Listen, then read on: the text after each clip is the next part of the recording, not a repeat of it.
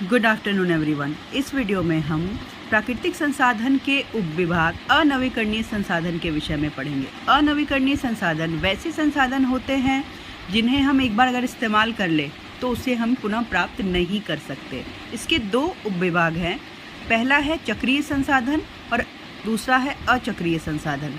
चक्रीय संसाधन वैसे संसाधन होते हैं जिनको हम वो अनवीकरणीय संसाधन तो है, परंतु जब हम उनका दोहन कर लेते हैं तो वह पुनः हमें प्राकृतिक रूप में तो प्राप्त नहीं हो सकते, लेकिन चूंकि हमने उसका इस्तेमाल कर लिया है तो हम उनका पुनः चक्रण कर सकते हैं। इसके अंतर्गत सभी प्रकार के धातु आते हैं, जैसे लोहा, सोना, चांदी, तांबा।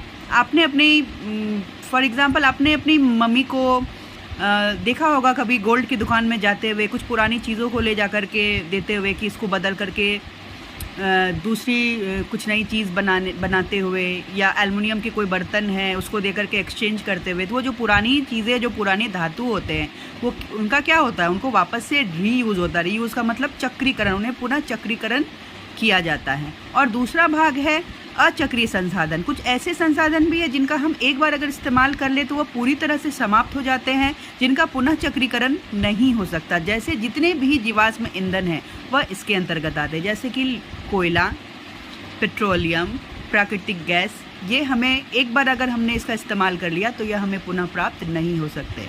अर्थात अनवीकरणीय संसाधन के दो भाग हैं, एक है चक्रीय संसाधन, दूसरा अचक्रीय संसाधन। चक्रीय संसाधन को हम पुनः प्राप्त नहीं कर सकते, परंतु इनका पुनः इस्तेमाल कर सकते हैं।